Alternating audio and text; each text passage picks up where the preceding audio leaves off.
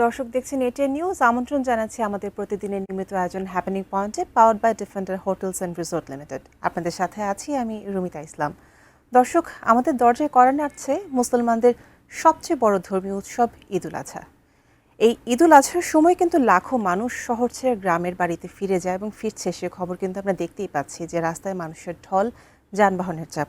এই দীর্ঘ ভ্রমণ, হঠাৎ আবহাওয়া পরিবর্তন, মানে এই গরম, এই বৃষ্টি, এই ঠান্ডা, আর অতিরিক্ত গরমে মানুষের যে নানান সমস্যাগুলো হচ্ছে, বর্ষার পানি, শিশুদের ভাইরাল জ্বর, ডায়রিয়া, হাম, এই সব কিছুতে কিন্তু এই ঈদের সময়টাতে আমাদের বাড়তি একটা স্বাস্থ্য ঝুঁকি তৈরি হচ্ছে। বিশেষ করে শিশু এবং বয়স্করা কিন্তু এই ঝুঁকিতে সবচাইতে বেশি পড়েন।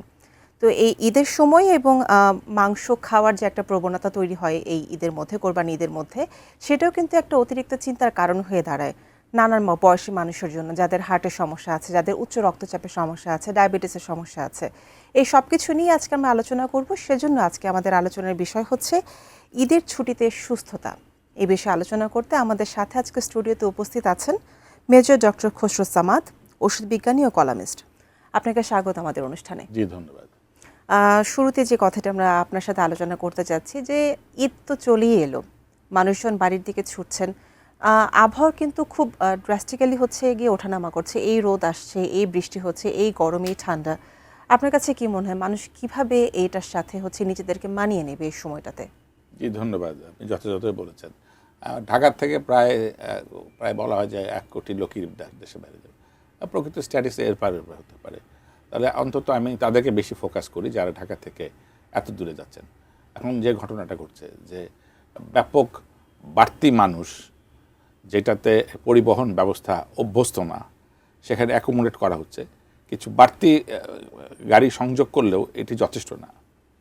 এখন তাতে কি হচ্ছে, যে একটা মানুষ স্বাভাবিক তার বায়োলজিক্যাল ক্লক যেরকম সকালে উঠে ঘুমায়, খায়, এই পরিবহন ব্যবস্থার কারণে ওই যে কয়দিন তার যাত্রা, এইটা নিঃসন্দেহে সেটা তার ঠিক থাকবে না। 2, বাস বা ট্রেন বা যে পরিবহন বা নৌপথ, যে পরিবহন যাক না কেন, তাতে চাই আর না চাই ঠাসাঠাসি হবে। তাতে কয়েকটা ঘটনা ঘটবে। একটা হলো যে ছোঁয়াচে অসুখ যদি কারো থাকে, এই সময়কালে হামের কথা বলা হচ্ছে, শিশু যারা আছে, সব শিশুকেই কিন্তু হাম নির্ণীত হয়েছে এটা বলা যাবে না।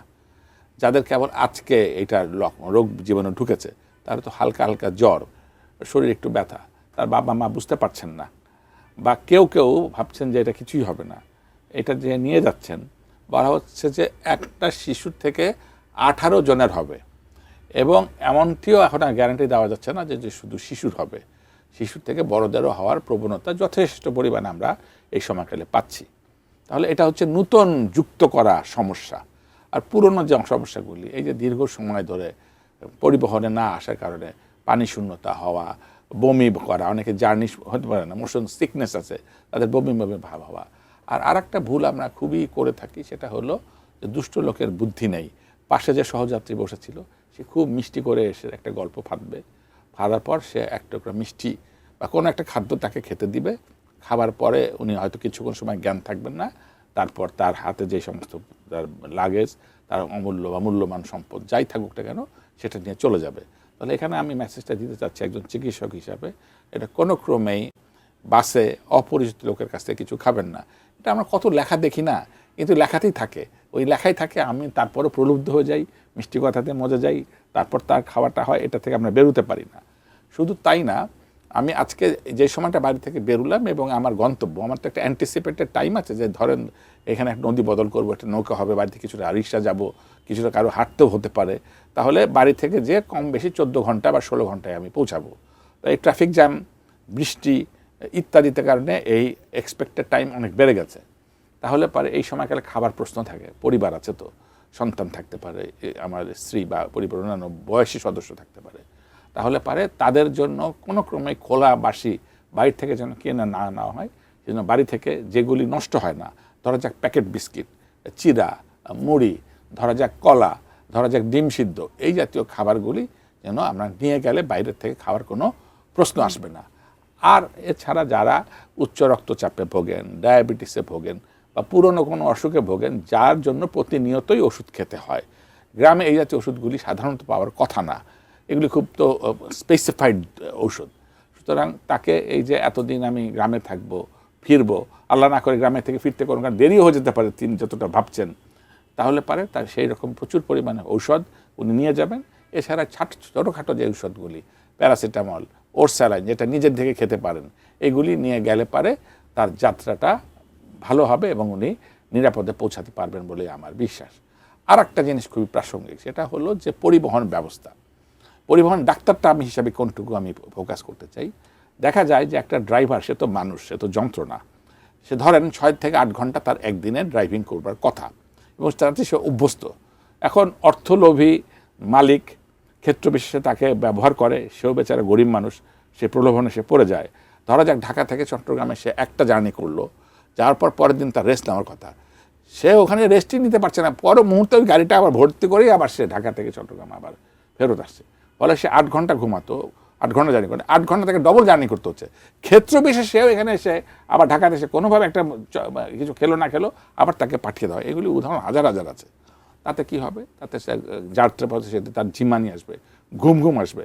তো ঢাকা চট্টগ্রাম কেন, যে কোনো রুটে আমাদের দেশে যে অবস্থা, 1 সেকেন্ডের অ্যাটেনশন হারিয়ে ফেলা একটা বড় দুর্ঘটনাকে ডেকে নিয়ে আসতে পারে। তো সে যখন একটু তন্দ্রাচ্ছন্ন হলো ড্রাইভিং করতে, সেই সময় বড় রকম দুর্ঘটনা ঘটে যেতে পারে। আর এই সময়কালে প্রচুর পরিমাণে নাইট কোচ চলে। তো নাইট কোচ চলবার সময় আমরা খুব বড় ডিম লাইটটা দিয়ে রাখি। এই ডিম লাইটটা হচ্ছে কি, আমি আরেকজনের সরাসরি চোখে লাগে, ফলে তার দৃষ্টি বিভ্রান্তি হতে পারে এবং বড় রকম কোনো দুর্ঘটনা হতে পারে। আরেকটিও সেটি হলো যে নৌপথ। আমরা বারবার দেখি নৌপথে একটি স্টিমার বা জাহাজ বা ওই জাতীয় কোনো সি গোয়িং ভেসেল। আমরা নৌপথের কাহিনীটা শুনবো, আমরা এই কথাটা আমরা শুনবো আপনি কি বলতে চাচ্ছেন। তবে এই মুহূর্তে একটা বিরতির সময় হয়েছে। দর্শক, হ্যাপেনিং পয়েন্টে এই মুহূর্তে একটা বিরতির সময় হয়েছে, এই আলোচনাতেই থাকবো, ফিরছি একটু পর।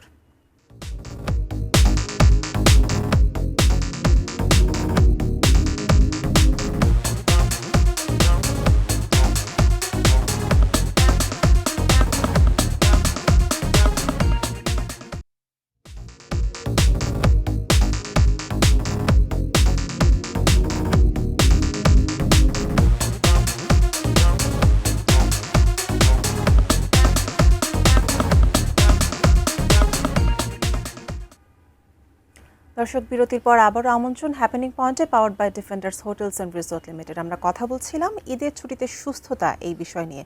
বিরতির আগে আপনি যে কথাটি বলছিলেন যে নৌ পরিবহনে স্বাস্থ্য ঝুঁকি এবং করণীয় কি হতে পারে, এটি নিয়ে বলছিলেন আপনি তখন। জি ধন্যবাদ। আমাদের বিগত বছরগুলি ভয়ঙ্কর অভিজ্ঞতা। আমাদের প্রত্যেকটা ঈদ আসে এবং আমাদের স্বজন হারানোর বেদনা প্রত্যেকবার আসে। এই যে জাহাজ ডুবি বা লঞ্চ ডুবি বা ফেরি ডুবি একেবারে নিত্য। দেখেন এমন কোনো ঈদ নাই বলতে গেলে। গতকালকে 29 জন মানুষ মারা গেছেন। এর থেকে ট্র্যাজেডি কি হতে পারে? এখানে 2-3টা সিরিজ অফ দি ফেনোমেনন আছে। একটা হলো যিনি মালিক এবং যিনি কর্মচারী, অর্থাৎ যাদের ইচ্ছায় জাহাজটা চলে, তাদের আমি লিটারি হাতে পায়ে ধরি এই কাজটা আর করবেন না, এখানে জীবনের সাথে সম্পৃক্ত। নাম্বার 2, যারা আইন প্রয়োগকারী সংস্থা আছেন, তাদের তো এটা দায়িত্ব যে জাহাজ যতটুকু ভরছে, যতটুকু তার ক্যাপাসিটি দৃশ্যমান চোখে দেখা যাচ্ছে, তার থেকে বেশি তোলাটা তারা কোনো ক্রমেই এটা নিয়ন্ত্রণ করবেন, এটা নিশ্চিত করবেন। আর আমি যারা অতি উৎসাহে আজকে বাড়ি যাচ্ছি, তারা লাশ হচ্ছি, নাই বা গেলাম, একদিন পরে গেলাম, একদিন আগে গেলাম, বা আমি নাই বা গেলাম, আমার জীবনটা তো বাঁচলো। সুতরাং এটা 3টা লেয়ারেই আমার একজন নাগরিক হিসেবে উপদেশ এবং বার্তা, যিনি মালিক, যিনি কর্মচারী, যিনি আইন প্রশাসক এবং যিনি যাত্রী, এনারা কেউই যদি আমরা এই বাড়তি লোডটা না দেই, তাহলে পরে আমার মনে হয় অনেক অনাকাঙ্ক্ষিত ঘটনা থেকে আমরা বেঁচে যাব। এই কথাটা প্রতিবারই হয় যে বাড়তি চাপ নিয়ে যাতে আমরা এই পরিবহনগুলোতে না উঠি, অন্য কোনোভাবে যাতে হচ্ছে আমরা এই চাপটা ব্যালেন্স করার চেষ্টা করি, কিন্তু তারপর আসলে প্রতি বছর একই দৃশ্যের অবতারণা হয়, একইভাবে আমরা বাড়ি যেতে মানুষদেরকে দেখি, মানুষের ঢল নামে। আপনার কাছে একটু জানতে চাই যে আমরা মূলত দেখছিলাম যে এই 500 কিন্তু ছাড়িয়ে গেছে হামি শিশু মৃত্যুর সংখ্যা, এবং এই সময়টাতে যখন এই গরম পড়ছে, এই বৃষ্টি পড়ছে, এই ঠান্ডা গরমের মধ্যে শিশুদের জ্বর, ডায়রিয়া এই টাইপের সমস্যাগুলো অনেক বেশি বেড়ে যায়। তো এখন যখন মানুষ বাড়িতে যাচ্ছেন, গ্রামের বাড়িতে গেলেন এবং যাওয়ার পরে হুট করে দেখলেন যে বাচ্চার গায়ে হালকা হালকা জ্বর আছে, বাচ্চার হয়তো ডায়রিয়া শুরু হয়েছে, তো প্রাথমিকভাবে মা বাবা কি করবে ওই সময়টাতে? জি ধন্যবাদ, আপনি যথাযথ বলেছেন। একটা হলো যে একটু আগে আলোচনা করে যে হামের ঝুঁকি কিন্তু বাড়তি ঝুঁকি হিসাবে করেছে। 2, আগে যে সংস্থাগুলি ছিল সেটা একটু আগে আমরা আলোচনা, খুব গাদাগাদি করে আমরা যাই, সে ট্রেন হোক বাসে হোক, তাতে ছোঁয়াচে রোগ কার কি আছে এটা আমরা জানি না। তাহলে এই সময় গেলে ভাইরাল ফ্লু নর্মাল সর্দি কাশি হাঁচি কাশি, নাক দিয়ে পানি পড়ছে, চোখ দিয়ে পানি পড়ছে, ফ্লু, শরীর ব্যথা করছে, এটা অত্যন্ত সংক্রামক রোগ, কেন এটা ভাইরাল অসুখ। সুতরাং এই গাদাগাদি করে যাওয়াতে যেটা সুস্থ শিশু ছিল অথবা সুস্থ পুরুষ বা স্ত্রী যিনিই ছিলেন না কেন, তাদের এই যারা অসুস্থ তার কাছ থেকে পান। আমি বার্তাটা দিতে চাই, যিনি অসুস্থ তিনি দয়া করে বাসায় থাকেন, ঈদটা বাসাতে করেন, মানে ঢাকা যেখানে আপনি আছেন। এটি যেতে গেলে শুধু আপনি পথযাত্রীদের সংক্রমণ করলেন না, আপনি নতুন যে গন্তব্যে পৌঁছাচ্ছেন, হয়তো ধরা যাক সেটা আপনার ধরা যাক আপনার একটা গ্রামের বাড়িতে আপনি গেছেন ঢাকা শহর থেকে, ওই গ্রামের বাড়িতে যে প্রকারান্তর আপনি কাউকে ঈদ করতে দিবেন না, আপনার কারণে ওই যে ঈদের যে আনন্দ আপনার পিতা বা আপনার মাতা বা আপনার সন্তান বা আপনার স্ত্রী যখন আপনার কাছে আসবে, তখন কিন্তু আপনি আর একটা উপহার তাকে দিলেন, সেটা হচ্ছে অসুস্থতা উপহার দিলেন, তার জ্বর উপহার দিলেন, তাকে সর্দি কাশি উপহার দিলেন, তাকে ফিভার উপহার দিলেন, এবং লুকানো যদি অন্য কোনো অসুখ থাকে যেটা আপনি এখনও জানেন না, শ্বাসকষ্ট, অ্যাজমা ইত্যাদি, এগুলি সব কিছু আপনি তাকে উপহার দিচ্ছেন, তাহলে ঈদটা আপনি পুরোটাই নষ্ট করছেন এবং মৃত্যুর ঝুঁকিটা বার করছেন। সুতরাং এখান থেকে খুব স্বতঃসিদ্ধভাবে যদি আপনি বুঝতে পারেন যে আপনি অসুস্থ, অনুগ্রহ করে বাসাতে থাকুন। এই দীর্ঘ যাত্রাপথে হাজার হাজার মানুষকে এবং আপনার পরিবারকে অসুস্থ করে অধিকারও আপনি রাখেন না, প্রকারান্তরে আপনি দেশের ক্ষতি করছেন। এই বিষয়টা অত্যন্তভাবে বুঝতে হবে আপনাকে, নাগরিক হিসেবে আপনার দায়িত্ব। আনন্দ করতে যে অন্য আনন্দ আপনি মাটি করতে পারেন না, সুতরাং আপনাকে ঘরে থাকতে হবে। 2, আমি একটু আগে বলেছি যে যেগুলি জটিল রোগ সেগুলি পথে কিন্তু আরও জটিলতা সৃষ্টি করতে পারে। ধরা যাক যাদের হার্টের অসুখ আগে থেকে আছে, ধরা যাদের কিডনির অসুখ আছে, যাদেরকে সার্বক্ষণিক চিকিৎসকের টাচে থাকতে বলা হয়, এবং এই জাতীয় চিকিৎসা টার্সিয়ারি লেভেল হাসপাতালে ডাক্তারদেরকে দরকার হয়। আমি বলতে চাচ্ছি ধরেন কিডনি বিশেষজ্ঞকে দরকার আছে, আমি বলতে চাচ্ছি হৃৎপিণ্ড বা বিশেষজ্ঞের দরকার আছে। এটা ওই প্রত্যন্ত অঞ্চলের ডাক্তারে যেখানে পাওয়া যায় না, প্যারামেডিক্সও পাওয়া যায় না, সেখানে এটা বিশেষজ্ঞ পাওয়াটা খুবই কঠিন। এবং এটা আল্লাহ না করে হার্ট অ্যাটাকটা যদি আবার তার বাড়িতে হয়, তাকে দ্রুততম সময় ইভ্যাকুয়েশন এই সময়কালে করে একটা টার্সিয়ারি হাসপাতালে বড় ডাক্তারকে পাওয়াটা কঠিন। সুতরাং আপনার নিজস্ব জাজমেন্টটা থাকতে হবে যে এই রোগে এই জটিলতা নিয়ে রুগীকে বাড়ি যাওয়া সম্ভব কিনা। যদি আপনার একান্ত ইচ্ছা প্রকাশ করেন, তাহলে আপনি আপনার নিকট যে ডাক্তার কাছে আপনি চিকিৎসাধীন, যে বিশেষজ্ঞের কাছে, তার কাছে আপনি ওপিনিয়ন নেন, দিয়ে আপনি ডিটেলটা খুলে বলেন যে আমার বাড়ি এতটুকু দূর, অ্যান্টিসিপেটেড আমার সময় এত। উনি যদি কোনো বিশেষভাবে আপনাকে ব্যবস্থা করেন, এখন টেলিমেডিসিনের যুগ আছে, উনি যদি নিজে এখান থেকে বা কোনো একটা ব্যবস্থা করতে পারেন এবং যথেষ্ট ওষুধপত্র আপনি নিয়ে যেতে পারেন, সেক্ষেত্রে আপনি এটা বিবেচনা করলেও করতে পারেন। আবারও আরেকটা জিনিস বলছে এক্সট্রিম অফ দি এইজেস, অর্থাৎ একান্ত ছোট যাদের বয়স এবং বড় যাদের বয়স, দুটো কিন্তু প্রকারান্তরে এক। মানে ছোট্ট শিশুর কিন্তু এখন অনেক অর্গান তৈরি হয়নি, ফলে একটু ধোয়া, একটু বালি, গ্রামের ফুলের রেণু, এটা তাদের হতে পারে। আবার যাদের বয়স অসংখ্য বেশি, এবার একটু যাই না, গ্রামেই যাই অথবা শহরে আসি না কেন, আমাদের দাদা বা এই স্থানীয় যারা সিনিয়র সিটিজেন আছেন, তাদেরকেও কিন্তু খেয়াল রাখতে হবে যে এই বাড়তি ঝামেলা, এই ঝুঁকিটা উনি নিচ্ছেন। সুতরাং এটাও উনি যেন সহনশীল কিনা এটা করবেন। আর একটা আমি বিশেষভাবে করতে চাই, সেটা হচ্ছে যে গ্রামে যাওয়ার পর আমাদের শিশুরা, শহরে যখন আমরা দেখে শুনে রাখি, ওখানে যাওয়ার পর তারা একটু মুক্ত হয়, একটু তার কাজিন আছে, তার বন্ধুরা আছে, তারা খেলতে যায়, তারা অভ্যস্ত না, তারা পুকুরে পড়ে যায় অনেক। প্রত্যেকবার এই সংখ্যাটা খুবই আশঙ্কাজনক। তো আমাদের খেয়াল রাখতে হবে, আমাদের বাবা মাকে বলে দিতে হবে শিশুদেরকে বারবার করে যে এখানে কিন্তু খেলা জায়গা না। কারণ ও চিন্তা করে তার একটা বন্ধু, ও তো সাঁতরাচ্ছে, ওর ছোটো বোনের মনে হচ্ছে লাভ দিলেই বোধহয় আমি সাঁতরাতে পারি, অথবা ওর যে সাথী আগের থেকে সাঁতরাতে পারে, আয় ওকে টানে নিয়ে আসে। কিন্তু এ তো সাঁতরানো জানে না, কিন্তু সাঁতরানো যে একটা বিশেষ একটা কৌশল, এটা সবাই জানতে পারবে না, এটা তার শিশু মনে খেলাই না। সুতরাং পুকুরে যাওয়ার বেলা একেবারে নিষিদ্ধ আচরণ করতে হয়। যদি একান্ত যেতে হয়, অভিভাবক, তার মা বাবা বা যারা সাঁতার জানেন, তাদের উপস্থিতিতে এটা একান্ত করতে হবে। আরেকটা প্রশ্ন আপনার কাছে করতে চাই, এবং খুবই প্রাসঙ্গিক ঈদকে ঘিরে। যেহেতু এটা কোরবানির ঈদ, কোরবানির ঈদে মাংস খাওয়ার একটা প্রবণতা তৈরি হয়, সব বাড়িতেই মাংস রান্না হয়। তো একজন সুস্থ মানুষের দৈনিক কতটুকু মাংস খাওয়া উচিত, এবং যাদের উচ্চ রক্তচাপ বা এই ধরনের সমস্যা আছে, যাদের মাংস খাওয়ার ক্ষেত্রে একটা নির্দিষ্ট পরিমাণ মেনটেন করতে হয় বা না করা হয় অনেককে, সেই ক্ষেত্রে ব্যাপারটা তারা কিভাবে দেখবেন? জি, ধন্যবাদ। এটা আমার জন্য একটু অস্বস্তিকর প্রশ্ন, কারণ এটা আমাদের ধর্মীয় সংস্কৃতি, দেশজ সংস্কৃতি, লোকাল সংস্কৃতি সব কিছুরই একটা সংমিশ্রণ। অনেকের আবেগ থাকে যে আমরা এটা করব, সেখানে আমি খুবই যদি ধরে বেঁধে দেই তাহলে পারে হয়তো অনেকেরই সেই বছরে, আবার অনেকে আছেন যে সারা বছর মাংস খেতে পারেন না, আমাদের আন্ডার প্রিভিলেজ, তারা এটা তাকিয়ে থাকেন। এখন আমি এভাবে কথাটা বলি, একটা হচ্ছে যে যিনি সুস্থ, এই যে আপনার যে আলোচনা, হার্টের অসুখ, কিডনির অসুখ, কোলেস্টেরলের সমস্যা, ইউরিক অ্যাসিড, এগুলি যদি সমস্যা না থাকে, তাহলে উনি খেতে পারবেন। আসলে আমার দরকার কতটুকু সেটা আমি ক্লিয়ার করি। একটা তার বডি ওয়েট যতটুকু তত গ্রাম পার ডে, অর্থাৎ আমার ওজন যদি 65 কেজি হয় তাহলে আমি 65 গ্রাম খেতে পারবো। এটা খেতে কোনো বাধা নাই। আর 65 গ্রাম তো আবার কেউ তো আর মেপে চেপে 65 গ্রাম মাপে না, এটা তো ডাক্তার হিসেবে হয়ে গেল। 65 গ্রাম মানে খালি চোখে 3 থেকে 4 টুকরা, তাহলে পারে একটা দিনে 3 থেকে 4 টুকরা। কিন্তু বাস্তবতা হলো ঈদের দিন আমরা ওই উৎসবে বসে একদিনে তো অনেকে এক বাটি খেয়ে ফেলি, দুষ্টমি করে কেউ 1 কেজি খেয়ে ফেলে, এগুলি খুবই মানে হয়, এগুলি কিন্তু এটাই প্র্যাকটিস। সেই জন্য আমি প্রথম বার্তা দিতে চাই, এটি আপনার শরীরে কোনো কাজে লাগবে না। আপনি মনের আনন্দে খেতে পারেন, ধর্মীয় উৎসবে খেতে পারেন, পারিবারিক নিয়ে খেতে পারবেন, কিন্তু শরীরের যে প্রোটিনের দরকার সেটি দরকার কিন্তু যতটুকু আমি বলেছি ততটুকু, অর্থাৎ ওই যে 3 থেকে 4 টুকরা মাত্র। বাকিটুকু অপাচ্য হিসাবে আপনার ইউরিন অথবা স্টুল বা যা দিয়ে শরীর থেকে বেরিয়ে যাবে, তাহলে এটা ইউজলেস, কিন্তু আপনি মুখের খেতে পারেন। আচ্ছা, কার কার বেলা আমরা সতর্কতা করব? শিশুদের বেলা কিন্তু উল্টা। আমার শিশুদের বেলা প্রোটিনের দরকার দুটো, একটা হচ্ছে ক্ষয় পূরণ আর বৃদ্ধি সাধন। মানেটা কি? আপনি দৌড়াদৌড়ি করি, এইটুকু কাজ করি, তাহলে প্রতিনিয়ত ক্ষয় হচ্ছে, তাহলে আমার প্রোটিন শুধুমাত্র ক্ষয়টা আমি আর আপনি তো লম্বা হব না, আমি আর আপনি পাশে বাড়বো না, তাহলে আমার কিন্তু বৃদ্ধি সাধন দরকার নাই।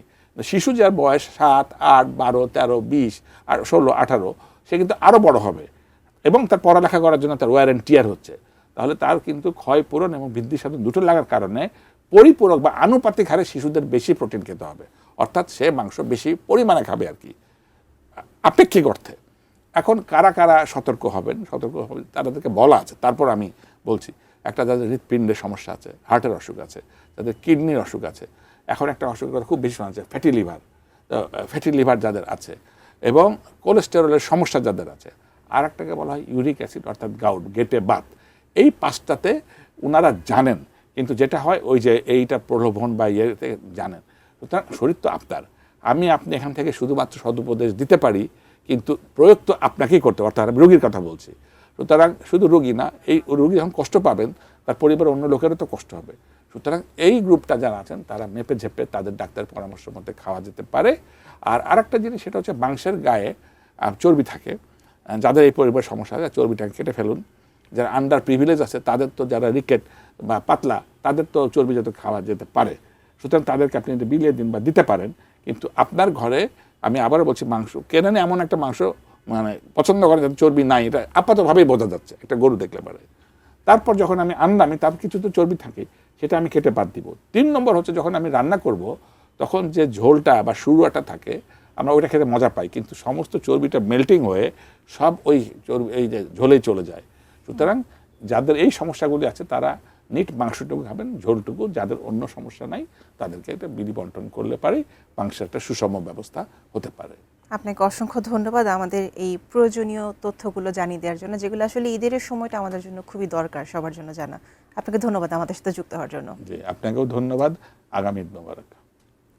দর্শক, আমরা সবাই জানি যে ঈদ মানে আনন্দ, আর ঈদ মানে কিন্তু সুস্থভাবে পরিবারের সাথে আনন্দ করা। আমরা সবাই সচেতন থাকি যাতে আমাদের এই ঈদের আনন্দটা মাটি না হয়ে যায় কোনোভাবেই, কোনো কারণে। সবাইকে ঈদুল আজহার আগাম শুভেচ্ছা। সুস্থ থাকুন, ভালো থাকুন। ধন্যবাদ।